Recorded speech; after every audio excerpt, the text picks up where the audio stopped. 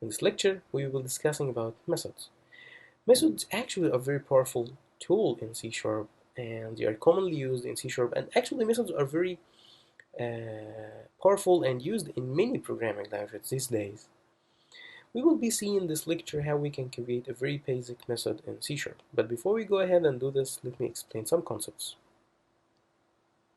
Method is just a code block that contains a series of statements. A program uses this block of code to do a specific task. A method actually apply a concept in the software world called dry. Dry actually not like the English word dry, but it stands for don't repeat yourself, which means that if I have a set of lines or a specific things that I will be doing many times in my program, I don't have to type it every time. I just go ahead and place it inside a method, and each time I would like to run this set of codes, I can go ahead and call the method. And we will see how to do this. One last thing before we go. Every method has something called method signature, which distinguish each method from another. And this signature is the name of the method and the parameters type. The type that the parameters are defined in this method, not the parameter's name. And we will see this as well. Now, enough with the presentations, let's go ahead and try to do a specific function. And actually, before we go ahead and type anything, all the programs that we have been developing, the small little programs, all of them are typed inside this braces or brackets in here, inside a main. This main actually is a function or a method. This is the main method in our program file. So let's go ahead and define some variables. I'll define A, B, C, and D. And go ahead, I'll set the A to 5. I'll set the B to 3. This is semicolon. And I will go ahead and I would like to define another integer. I'll call it add result. Result 0, set it to 0.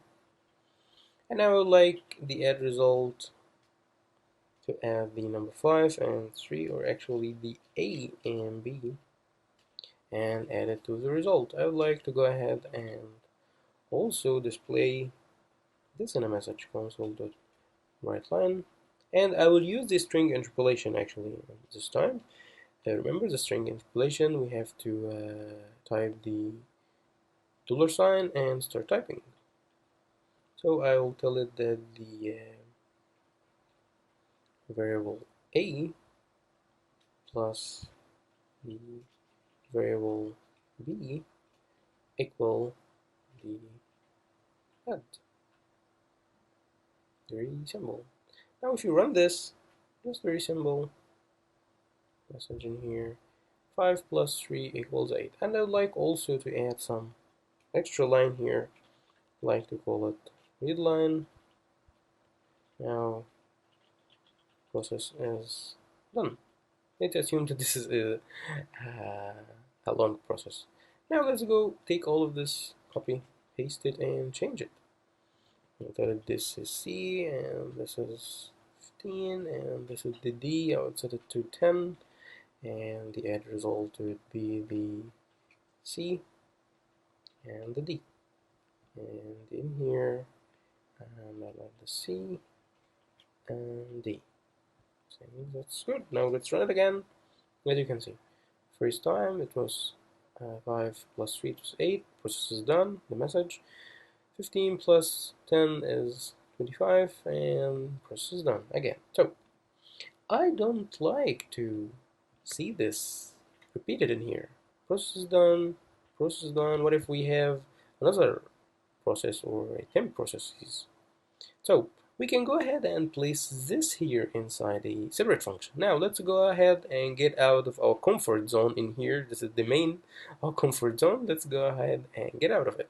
Now let's type to create a function. We have to follow some rules. We can go ahead and type static, and don't worry about the static keyword. We will be explaining about it in a separate lecture. Void Void actually means that this function does not return any value to the main function or to the caller function, and we will also see how can return types in the next lectures to the calling function.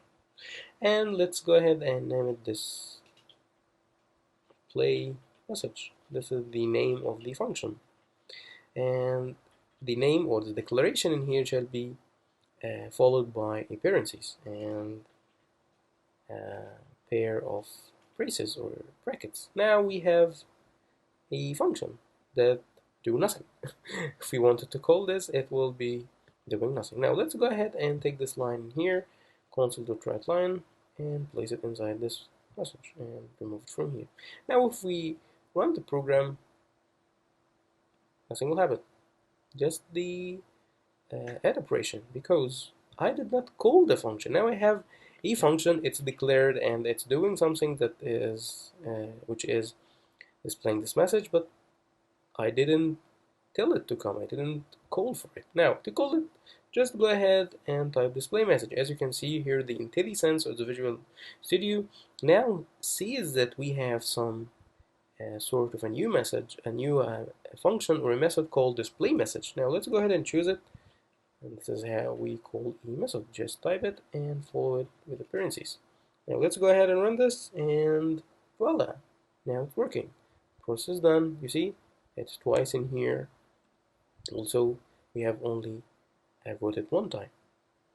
What if I wanted to add more messages? I can come here again and tell this process is run by and type your name.